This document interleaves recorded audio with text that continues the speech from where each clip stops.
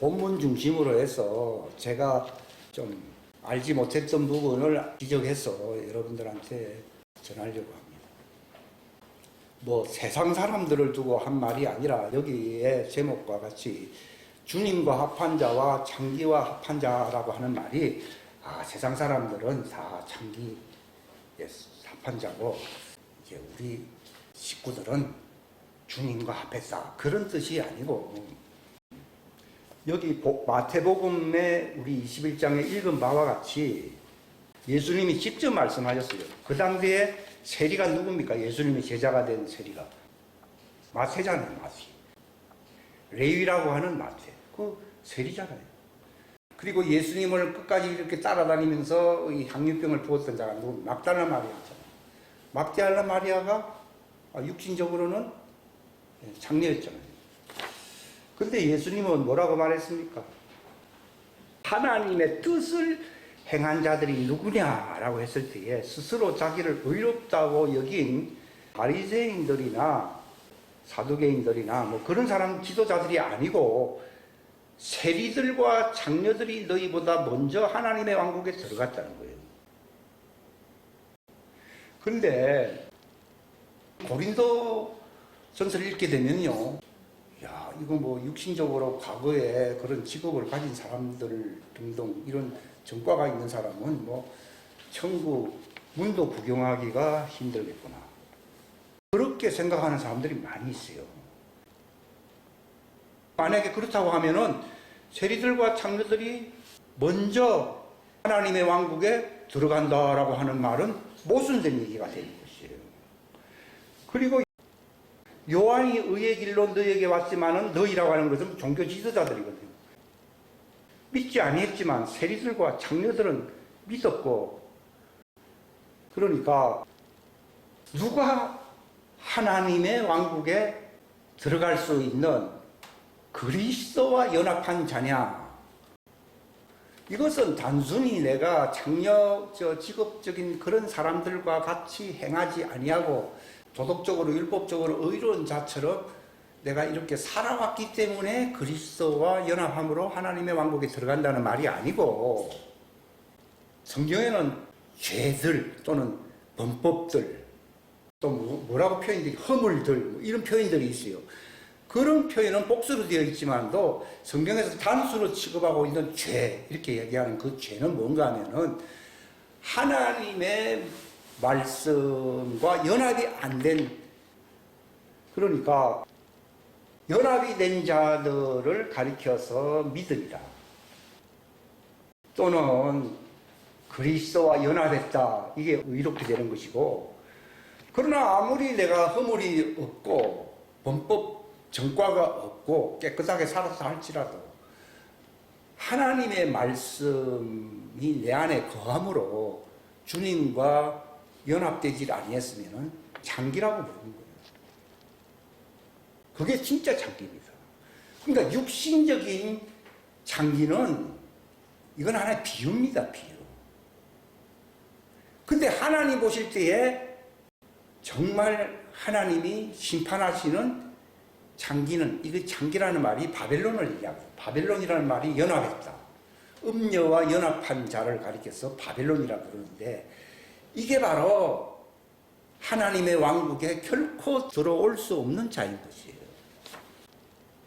그러니까 우리는 육체라고 하는 표현을 쓸 때는 이게 하나의 외적인 그런 행위를 뜻할 때 육체라고 하는 말을 씁니다. 육체의 행위 이렇게 얘기합니다. 근데 여기 보게 되면은 몸이라고 하는 말을 쓰고 있거든요. 육체를 쓴 그 말씀도 있지만 그건 한 비유적인 표현으로, 세상적으로도 뭐 육체와 연합된 자 있잖아요. 그러면 그 한 육체가 된다고 그랬습니다. 그 한 육체가 되었다는 것이 바알과 또는 만몬의 영, 이게 바로 창기거든요.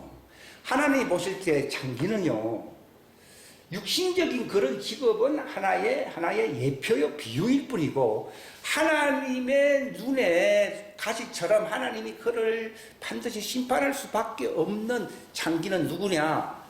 바로 만몬의 영, 바알의 영, 사단과 귀신들과 마귀들과 결합된 자들을 얘기합니다. 그걸 몸이라고 하는 개념을 쓰고 있어요. 고린도서를 설교를 잘 안 하는 이유는요, 이 말 듣고 시험 들 수도 있거니와 이게 조금 극단적인 표현이 아니냐. 왜냐하면 예수님도 그들을 용서해 주셨고 데리고 다니셨는데 또 뭐 바울이 뭐 얘기했다고 하는 이런 말을 또 쓰게 되면은 이게 조화가 전혀 안 된다는 거죠. 근데 이제 조화를 시킨 거죠. 하나님 알려주신 대로 이게 굉장히 평안해지더라고요. 그러니까 이제 함부로 남을 정죄하지 않으시죠. 성경에 모든 죄가 다 몸 밖에 있지만도 음행을 행하는 자는 몸에 죄를 짓는다. 이 말 듣고 야, 이거 여기에 완전히 자유롭지 않을 사람들이 많이 있을 텐데 하는 생각 때문에 이 설교를 과거에 하질 못했어요. 그런데 이 몸이라고 하는 게 이 성경 육체를 얘기하는 게 아니에요. 몸에는 두 가지가 있어요. 하나의 예표적인 사라질 혈과 육의 그런 육체가 있고 바로 혼의 몸이 있어요. 혼의 몸. 사람들이 또 죽었더니 지옥에 와 있더라는 거. 그 지옥은 육체가 와 있는 겁니까? 혼의 몸이 와 있는 겁니까? 혼의 몸이 와 있는 거예요. 하나님 보실 때는 혼의 몸을 중요시합니까? 육의 몸을 중요시합니까? 그러니까 육체는 네가 잃어버릴지라도 네 혼이 지옥에 떨어지면 안 된다 하는 말을 예수님이 말씀 많이 하셨거든요. 사람들은 몸이라 하면 전부 뭘 생각합니까? 육체 이걸 생각하는 거예요. 요건 하나의 비유입니다. 요 말도 잠깐 이걸 설명하기 위해서 쓴 것이지 무슨 말인가 하면은 모든 죄가 다 불의하다 이 말입니다. 그러나 용서받을 죄가 있고 용서받지 못할 죄가 있다. 그러니까 육신적인 죄는 다 용서받을 수 있다는 걸 얘기합니다. 근데 누가 성령 하나님의 말씀을 거부합니까? 육체입니까? 내 혼입니까? 바로 자기의 혼이 하나님의 기름 부음의 말씀을 거부하게 되면 희망이 없다는 것을 얘기하는 거예요. 그러니까 우상숭배라고 하는 것은 육신적으로 요즘은 동상 집에 안에 이렇게 쌓아놓고 이렇게 하는 사람 별로 없습니다. 그런데 성경에는 욕심, 탐욕, 그게 마음에서 나와야 안 나와요. 나오는 것이 사람을 더럽게 한다는 말이 있듯이 그 탐욕인 우상숭배다. 그러니까 진짜 우상숭배는 마음에서 나와요. 바로 혼의 우상을 끌어들이는 것이에요. 그러니까 이 마음의 우상이라는 말을 많이 쓰고 있어요. 그러니까 진짜 우상은 모세 보고 하나님 말했어요. 뭐라 말했는가 하면은 내 이름을 생명책에서 지워주십시오. 그렇게 기도했잖아요. 근데 하나님이 뭐라고 답변했습니까? 그들 우상숭배 했거든요. 근데 뭐라고 말씀했습니까? 내게 범죄하는 혼 이렇게 돼 있어요. 에스겔서 13장이나 여러분들 18장, 33장 이런 데를 보게 되면 내게 범죄하는 혼은 반드시 죽는다 이런 말을. 근데 하나님이 모세 보고 한 말이 내게 범죄하는 그 혼은 내 생명책에서 그 이름을 지워버린다 이렇게 나와 있거든요. 그게 무슨 말입니까? 그게 마음속에 우상을 끌어들인다는 걸 얘기하는 거예요. 그러니까 내게 범죄하는 혼 이렇게 얘기하는 거예요. 그것은 혼의 우상을 얘기하는 거예요. 단순히 집에 이렇게 살다 보면은 부모로부터 내려온 부적도 있고 부적도 우상이거든요. 눈에 보이는. 그게 아니라 마음의 이 혼의 우상을 얘기하는 거예요. 심지어는 율법주의로 가는 것도 자기의 혼을 망하게 하는 속임수죠. 사단의 속임수라고 할 수 있어요. 그러니까 몸 밖에, 다른 죄는 다 몸 밖에 있다는 말이 무슨 말인가 하면 육신적으로 음행을 하는 자들도 몸 밖에서 짓는 죄요, 죄 아니에요. 육신의 죄는 그 혼의 몸 밖에서 짓는 거예요, 짓는 거 아니에요. 짓는 거예요. 그 죄는 다 용서받는 거예요. 안 그러면 예수님이 그들이 어떤 짓을 했는지 다 알잖아요. 그러니까 바리새인들은 육신적인 죄만 딱, 이 율법은 뭐와 상관된 법이라 했어요? 육체와 상관된 법이에요. 그걸 통해서 하나님이, 그러니까 여러분 십계명을 통했어요. 저도 옛날에 시키면 하니까 이거 뭐 시키면 하나라도 거짓말하면 뭐 거짓 증거하면은 뭐 이런 말도 있고 하니까 참 여기서 살아남을 자가 얼마나 있겠는가. 그게 육체와 상관된 법으로 그렇게 하나의 비유적으로 그런 사람들에게 주신 법이지만은 그 속에 담겨져 있는 내용은 육체도 이렇게 저주를 받는데 육체는 저주를 받을 수는 있어도 용서까지는 받을 수 있다.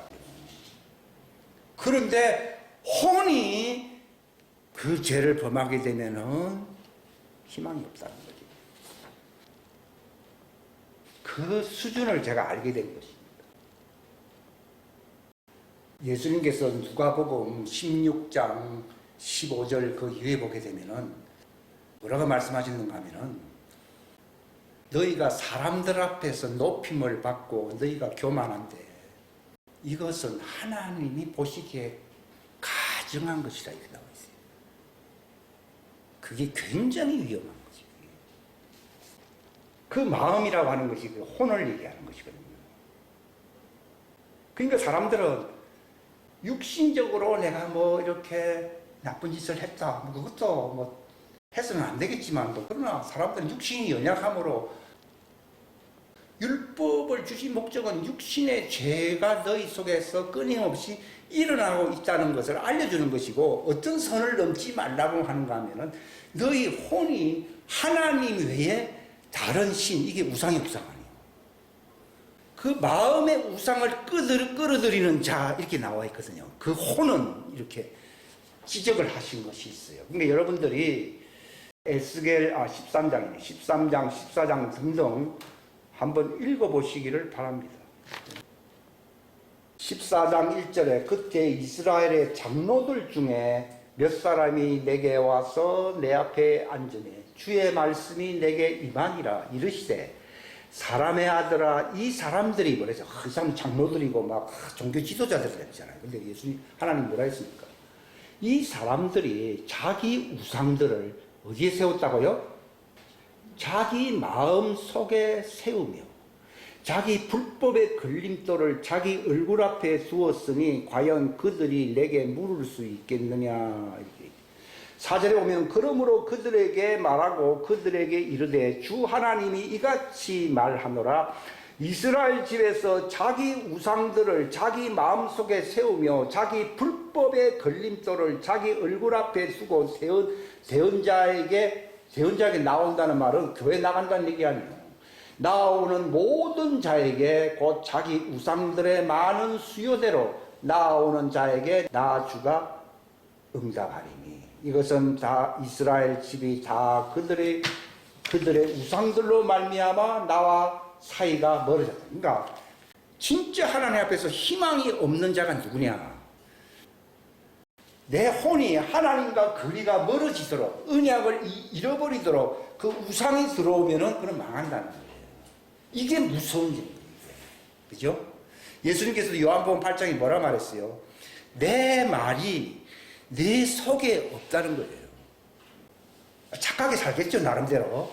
그러나 내 말이 너희 속에 있을 곳을 찾지 못하기 때문에 너희는 나를 죽이는 자, 멀어지는 자가 아니라 나를 죽이려 하는 자라 했어요.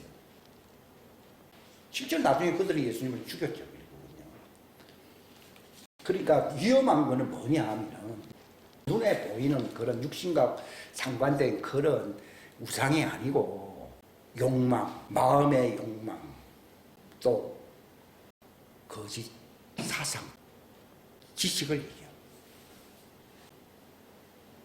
그러니까 베드로가 침례를 주기 전에 한 말이 있잖아요. 생각을 어떻게 하라고요? 회개하고 성경은 우리나라 성경에는 회개하고 회심하라 이렇게 돼 있어요. 근데 그게 더 쉽게 풀면요. 회개하고 생각을 바꾸라는 거예요.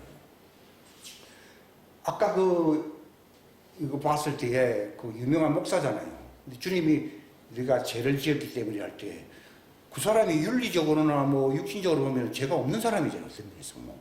근데 죄를 지었다고 했어요. 말이거든요. 그러니까 그게 무엇입니까? 그러니까 네가 바로 사람들에게 분노를 품었다는 거예요. 우리는 그런 죄를 크게 생각 안 하잖아요.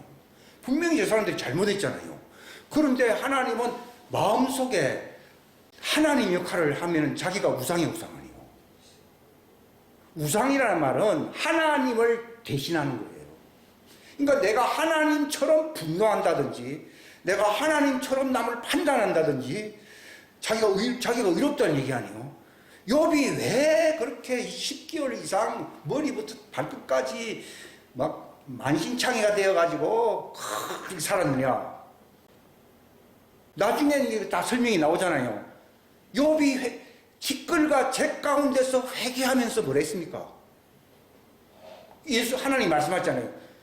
네가 네 의로운 것으로 나를 불의하다고 하느냐. 즉 누가 의롭다는 얘기입니까? 자기가 의롭다는. 그게 큰 죄입니다. 이게 보통 이런 죄는 불신자나 세상에서 일어납니까? 교회 잘 다니고 예수 잘 믿는 사람들에게 많이 일어납니까? 그런 사람들. 우리가 볼 때는 막 그건 별건 아니에요. 지금 네가 죄를 지었다고 하잖아요. 하나님을 대체해서 네가 우상이에요, 우상 아니에요. 이 죄는 묵과할 수 없는 죄예요. 그러니까 새 신장을 이식했어도 몸에 조화가 안 되어가지고 썩어가고 죽어간다고 그랬잖아요. 그러니까 도무지 이해가 안 가는 거죠. 욥 똑같습니다. 욥과 같은 사람입니다. 욥이 나중에 알게 된 거예요. 하나님이 책망하지 않으면요 절대로 자기가 무슨 죄를 지은지 모르거든요. 하나님이 뭐라고 말했습니까? 너는 네 판단이 의롭다고 하기 위해서 나를 불의하다고 생각하느냐. 그때 욥이 뒤집어진 거예요. 욥기서 아무리 많이 읽어도요 그 부분을 밝히 못했으면은 욥기 읽어나만 합니다. 그 40몇 장에 해당하는 걸 다 읽어나면 보통 일이 아닐걸요. 그러나 그 핵심을 봐야 되거든요. 이 죄를 바로 아까 그 유명한 그 목사님도 그 죄를 짓고 있는 거예요. 그러니까 몸이 막 썩어가고 있는 거예요. 욥도 머리 끝부터 발끝까지 썩어가고 있었잖아요. 그러니까 친구들은 저주받았다. 그러니까 자기는 끝까지 옳다는 거죠. 윤리적으로나 율법, 소위 말해 육체와 관련된 율법적으로는 죄가 있어요, 없어요? 없는데 진짜 혼에 우상이 죄를 지어서 안 지었어요. 그걸 발견해야 된다 이 말이에요. 지옥 가고 안 가고는요 육신의 죄 때문에 가고 안 가고가 결정되는 게 아니라 바로 하나님을 대신하는 그 우상이 바로 네 자신, 네 우상이다. 우리 사람들이 볼 때는요 별로 그렇게 대수롭게 여기질 않습니다. 그러나 하나님에게는 신성모독의 모독 아니에요. 교회 오래 다니도요 신성모독죄가 뭔지 모릅니다. 그러니까 성령님께 대하여 신성모독하는 죄는 이 세상이나 저 세상에서 결단코 용서받지 못한다고 말하잖아요. 그 신성모독죄가 뭐냐, 자기가 내 혼이 하나님인데 하나님 좀 나와주시죠. 얼마나 무한하게 생각하시면 하나님이요. 우리 생각에는요 하나님을 도운다고 생각 안 하겠어요? 우리는 그런 죄를 뭐 아주 쉽게 짓잖아요. 다른 육신적인 죄도 뭐 다 같이 짓다 보니까 뭐 그렇습니다. 그러나 의롭게 살고 의롭게 회개하고 하는 사람들은 육신의 죄는 먼저 청산합니다. 그건 눈에 보이니까. 그런데 아직도 여전히 남아요. 그 바울과 같은 사람 보십시오. 육신적으로는 율법적으로는 흠이 없는 사람이라고 얘기했잖아요. 근데 자기를 가르쳐 뭐라고 말했습니까? 나는 괴수 죄인이라고 했잖아요. 그래서 뭐 좀 표현이 조금 그렇네 이런 생각도 했는데 바로 하나님 보시기에 신성모독하는 그게 우상숭배죄거든요. 그 혼이 자기 우상이잖아요. 사람들은 다 자기를 위해서 살아야 살아요. 그러니까 신성모독죄를 하고 있잖아요. 자기가 하나님이잖아요. 그게 진짜 참기입니다. 아주 위험한 때가 올 것이라고 디모데서에 기록하고 있잖아요. 그 죄가 뭔가 봤더니 자기를 사랑하며, 사람들은 자기 사랑하지 그럼 자기를 미워하는 사람이 있습니까? 그거는 인간들끼리 뭐 서로 사랑하니 덜 사랑하니 자기 자식을 더 그런 얘기를 하는 게 아니라 하나님보다도 누구를 더 사랑하고 있는 거예요? 자기를 더 사랑하고 있는 거예요. 예수님 말씀했지요. 자기 목숨까지 어떻게 해야 된다고요? 사랑하라 했어요, 미워하라 했어요. 미워하지 아니하면 너는 이제 제자가 되지 못한다. 사람들이 걸린 죄가 지옥 갈 수밖에 없는 죄가 뭐냐 그거예요. 사람들은 저 사람이 직업이 뭐 쪽으로 뭐 어디 이상한 데서 주로 그런 거 따지거든요. 물론 그것도 뭐 문제가 있는 것이지만은 그거는 용서받을 수 있는 죄라. 그거는 고백을 하면 금방 용서받을 수 있는 죄죠. 근데 욥은 어떻게 반응했습니까? 식거를 뿌리고 제 가운데 앉아서 자기를 몹시 어떻게 했다고요? 미워했다고 나왔잖아요. 사람들은 뭐 도둑질하고 뭐 좀도둑질하고 뭐 내가 그 사람들하고 뭐 싸웠고 뭐 주는 거 그런 죄잖아요.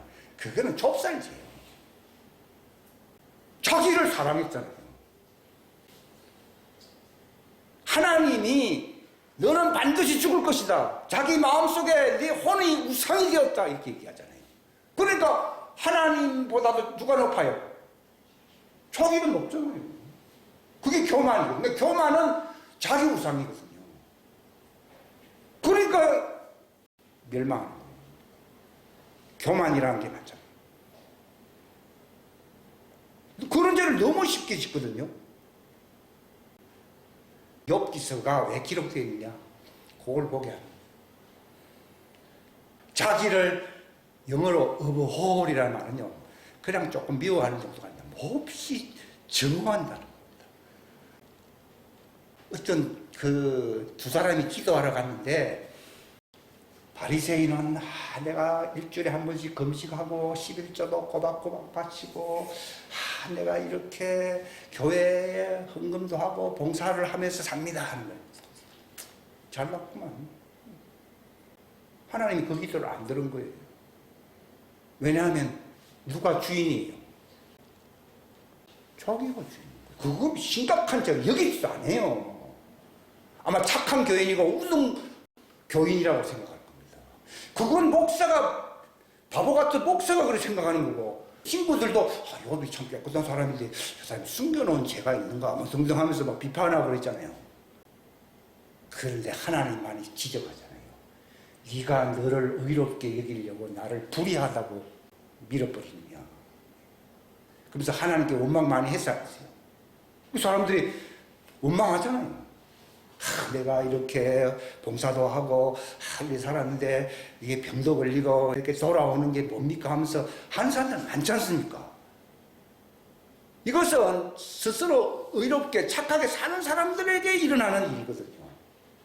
이것이 우리 인간 관점에서 볼 때는 큰 죄가 아닙니다.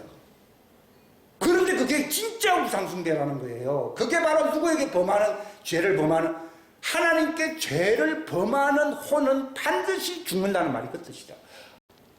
그러니까 자기를 몹시 미워해야 됩니다. 옆에 있는 세리도 기도하는데 뭐라 했습니까?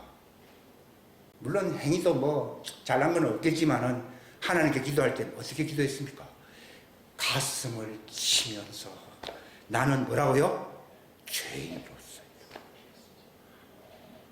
그러니까 하나님이 그 기도를 들었다.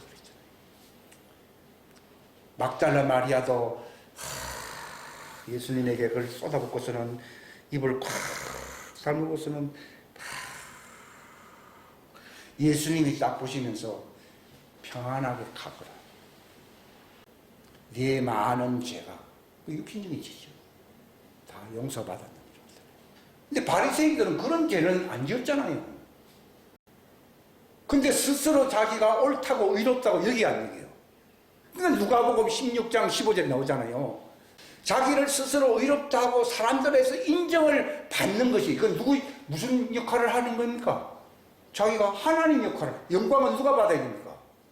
하나님 받는데 자기가 의롭게 여기고 사람들로부터 칭찬을 명성을 받으려고 노력을 해야 해요. 그것도 작은 교회에서는 그런 목사는 그런 짓 안 합니다. 근데 자 부끄러우니까. 그러나 큰 교회에서는 그런 거 많이 하잖아요. 은근하게요. 자기를 높이려고 하거든요. 근데 그게 예수님이 뭐라고 결론을 내리는가 하면은 하나님 보시기에 극히 가증한 것이다. 그 말은 신성모독죄입니다. 극히 가증하다는 얘기가 그게 신성모독죄를 범하고 있습니다. 그게 우상숭배입니다. 그게 진짜 우상숭배다. 아브라함 집도 우상숭배했던 집이에요. 우상을 만들어 팔았으니까. 뭐 그런 걸 잘했다고 제가 얘기하는 게 아닙니다. 또 육신적으로 세리라든지 장기들이 한 일이 잘한다 그런 얘기가 아닙니다. 근데 그 죄라고 하는 것은 급수가 있거든요. 그 죄는 주님 앞에 나올 때에 이게 다 고백을 하게 되면 나는 할 때 주님이 먼저 알아서 용서해 주십니다. 근데 하나님 보실 때에 가증한 죄가 있습니다. 그게 우리들이 보는 관점과 전혀 다르다는 것입니다. 그러니까 위험한 페릴러스 타임이라는 말을 쓰고 있는데 굉장히 위험한 때가 온다는 겁니다. 말세가 되면 사람들이 좀 나쁜 짓을 많이 하는 모양이구나. 저는 그 전에 죄를 보면 그게 자기를 사랑한다는 거예요. 아니 자기를 사랑하는 게 뭐 그렇게 나쁜 겁니까? 그런 죄를 짓잖아요. 하나님보다 자기를 사랑하죠. 예수님은 나를 따라오려면 자기를 높이고 사랑하고 따라오라 했습니까? 자기를 없는 것처럼 부인하라 했습니까? 부인 안 하잖아요. 자기가 사람들 돋볼 누가 나를 인정 안 해주면 시험 팍 들어가지고 돌아가는 사람들 많습니다. 조금 말이 좀 싫은 소리 딱 하면요 기분 팍 잡혀가지고 분명히 그런 태도를 하면 안 되는 데서 그런 말이 나왔겠죠. 근데 회개를 하는 게 아니라 기분 팍 시험 들어가지고 가는 사람들 얼마나 많습니까? 그런 것들이 다 내 혼이 바로 하나님 앞에서 우상이구나. 내가 우상이다. 그냥 사람들이 발견하지 못하는 우상이 무슨 우상이라고요? 응? 자기 우상. 자기 우상. 하나님은 사단을 용서하지 않거든요. 자기를 하나님이라고 하니까. 그러면 그 짓은 사단만 하느냐? 아니지. 자기를 믿으라 그러잖아요. 그리고 자기를 높이고 자기를 자랑하잖아요. 이생의 자랑이란 게 있잖아요. 그게 우상이죠. 그건 착한 사람들이니까 그런 죄를 잘 짓습니다. 아예 막 평판이 날 그런 나쁜 사람 같으면요 그런 죄는 잘 안 짓습니다. 그러니까 아예 세리들과 진짜 장기들이 하나님 왕국에 들어간다는 말은 육체의 그런 우상 같은 그런 짓은 했어도 혼의 우상은 세우지 안 세웠어요. 안 세웠다 이 말이에요. 그러니까 우리 아까 읽었던 시편 24편에 뭐 했습니까? 자기 혼을 들지 아니하며. 그 말 있지요? 누가 저 높은 산에 올라가겠느냐? 그러니까 모든 육신적인 죄는 혼의 몸 바깥에 있어야 했어요. 입니다. 그러나 우상 숭배, 이 음행이라고 하는 이 음행은요, 마음의 우상을 얘기하는 거예요. 이걸 해석을 잘못해가지고서 이게 예수님이 말하고 이게 조화가 안 되고 이게 이해가 안 갔거든요. 물론 그렇다고 해서 육신적인 그런 음행이 잘났다는 얘기가 아니죠. 그거는 반드시 그건 드러나는 죄고 율법에 벌써 그걸 정죄하고 있는 것이고 마음의 우상. 이것은 혼의 몸 안에 있으시는 죄입니다. 이게 사람을 비참하게 만드는 것입니다. 이것은 종교인들 가운데 많습니다. 사람들로부터 명성과 칭찬을 얻는 사람들 가운데 많이 있습니다. 그래요. 그 사람 하도 유명한 사람이고 훌륭한 사람이라서 이분이 제가 여기 간증록에 보면은 자기가 죽었거든요. 그래서 그 사람 만나고 싶다 그러니까요. 예수님이 없다는 거예요. 아니 그 사람이 왜 없습니까? 그 사람이 없으면 나도 여기 들어오지 못하죠 했더니 대답을 안 하시고 네가 차차 알게 될 것이다. 그 이유를 제가 차차 이제 알게 되어가지고 여러분들한테 말씀을 드리고 있는 거예요. 사람들이 평가하는 것과 하나님이 평가하는 것이 다릅니다.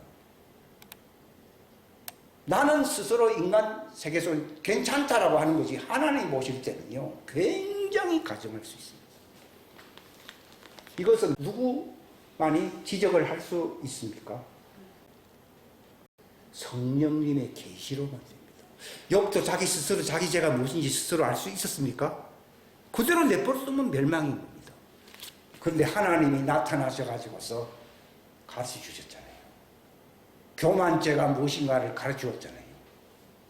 우리가 볼 때는 욥과 같은 교인이면 아주 모범적인 교인으로 아주 겸손하고 아주 부드럽고 이렇게 생각을 할 겁니다.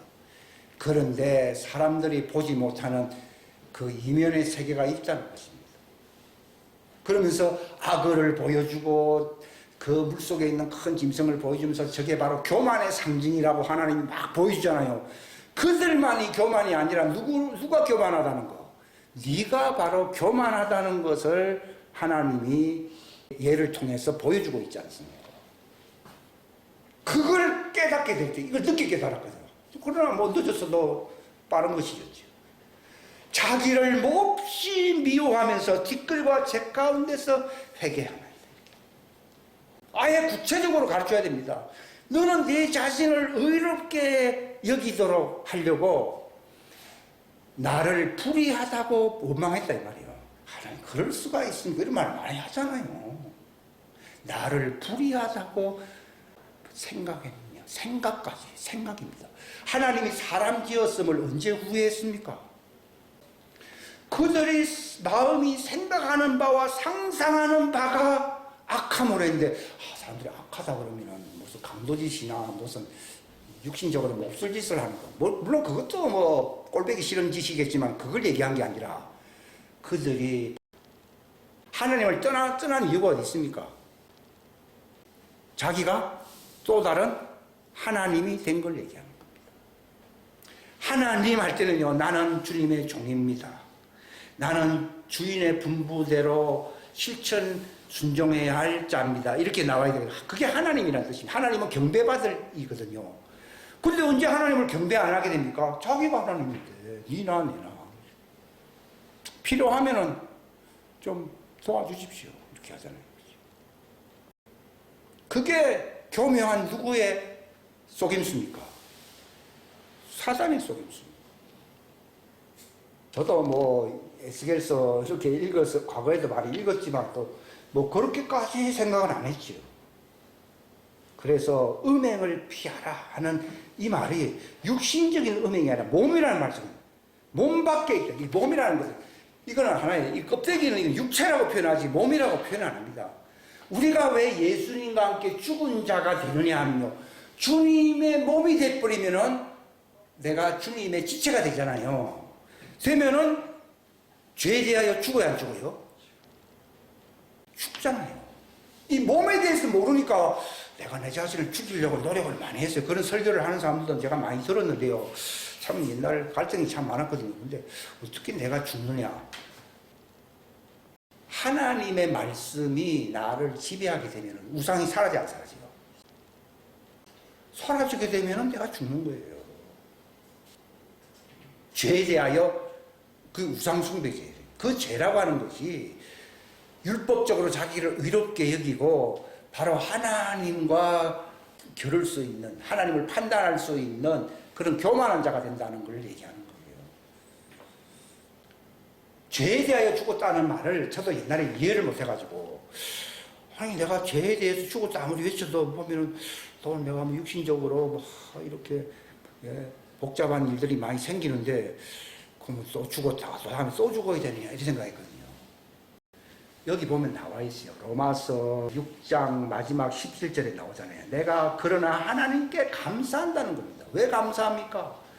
너희가 본래 죄종이었다는 말이에요. 뭐 강도짓도 하고 나ppe 몹쓸 짓도 하고 뭐 별짓을 다 해서 이런 말이 아니고 하나님과 언약이 없다 이 말이에요. 하나님의 명령에 순종함으로써 하나님 앞에서는 다 죽은 자처럼 되어야 돼요. 안 되어야 돼요? 되어야 되죠.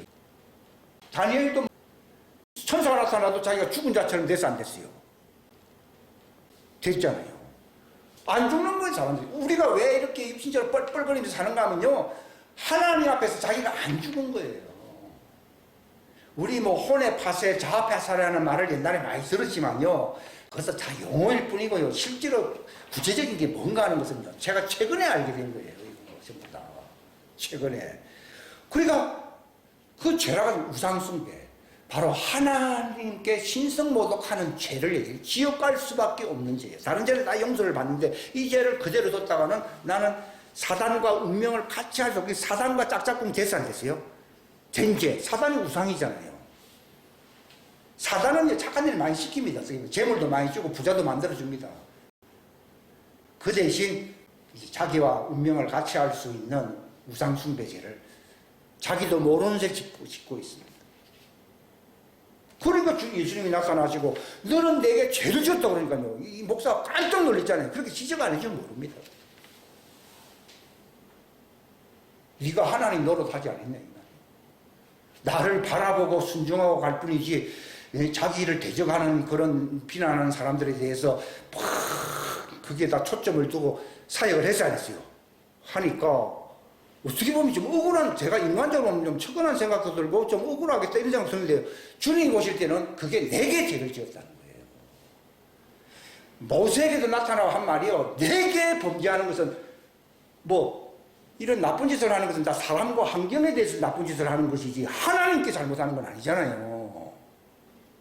우리는 뭐 이웃이나 뭐 형제나 혈육이나 뭐 그런 데 잘못한 것은 뭐 크다고 생각하고 있고요. 하나님께 잘못하고 있는 것에 대해서는 굉장히 반영이 많습니다.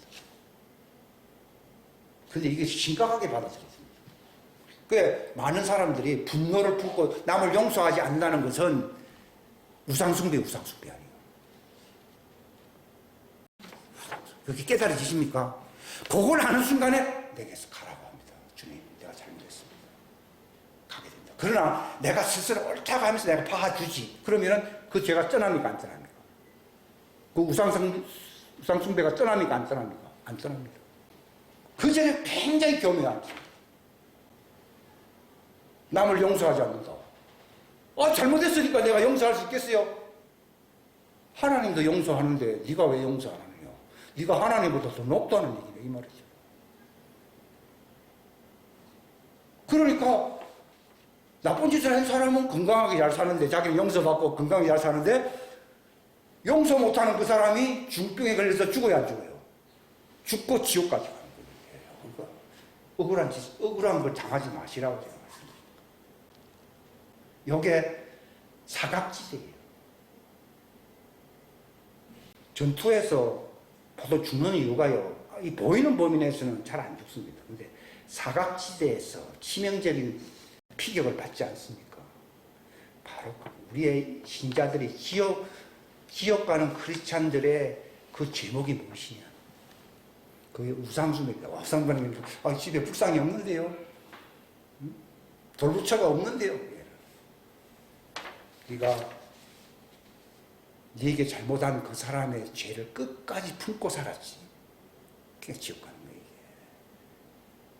성경에는 남의 죄에 간섭하라고 돼 있으니까 남의 죄에 간섭하지 말라고 돼 있습니까?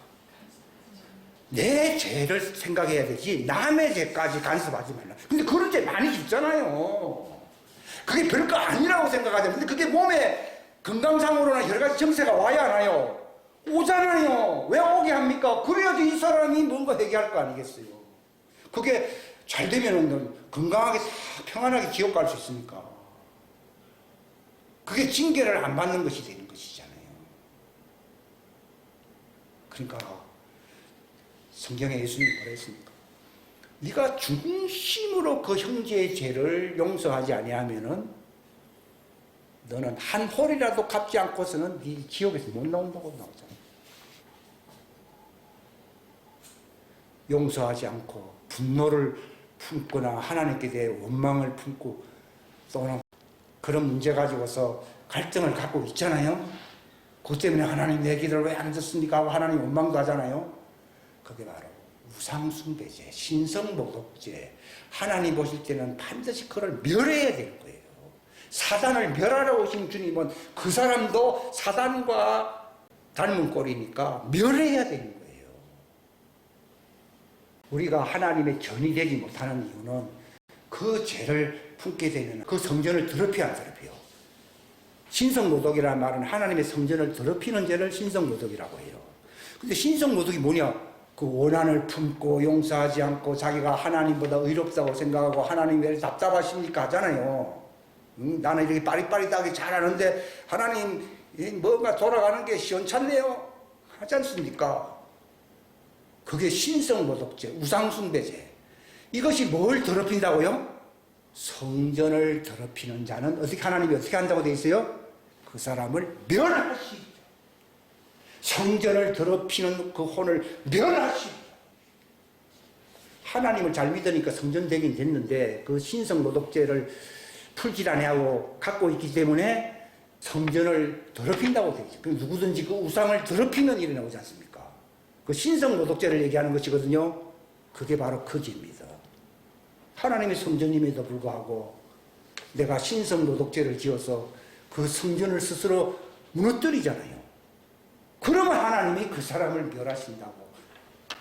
내가 이 부분을 깨닫고서 지난번 설교를 하면서 이제 그 부분까지 하나님 연결시켜 주시면서 이건 빨리빨리 이건 처리해야 될 문제이기 때문에 신성모독죄가 무엇인가, 성전을 더럽히는 죄가 무엇인가. 옛날에 다 성전 더럽혀가지고 이스라엘이 망했잖아요. 지금도 마찬가지입니다. 기도하시겠습니다. 하나님 아버지 감사합니다.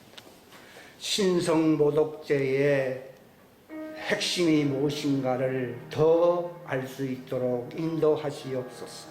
누구든지 성전을 더럽히는 신성모독죄, 우상숭배죄입니다. 하나님이 멸하신다고 되어 있습니다. 욥도 위험천만한 수준에 이르렀습니다. 오늘 또 이 스크린 방영을 통하여 그 죄를 또 알게 되었습니다. 우리로 하여금 이 분노와 원한과 용서하지 아니하는 마음, 이 쓴 뿌리라고 말했습니다. 이것을 히브리서 기자는 쓴 뿌리를 갖고 있다고 말했습니다. 내가 스스로 의롭다고 생각하는 이 쓴 뿌리가 끊어지게 하시옵소서. 2023년도 끝나기 전에 이 쓴 뿌리가 빨리 끝나게 해주시옵소서. 그러므로 주님의 성전되어 하나님이 주시는 참된 위로와 평안과 즐거움과 영생의 소망에 이르는 지혜로운 자들 되게 하시옵소서. 욥도 징계를 통하여 깨달았듯이 우리로 하여금 이 모든 과정을 통하여 모든 것이 다 정리되게 하여 주시고 높은 새 예루살렘 성에 오를 자가 누구냐고 하시는 자기 혼을 들지 아니하는 우상숭배하는 죄, 신성모독하는 죄를 범하지 아니하고 그 영원한 하나님의 도성에 들어갈 수 있는 자들이 다 되게 하여 주옵소서. 함께하여 주시기를 바라옵고 예수님의 이름 받들어 간절히 기도하옵나이다.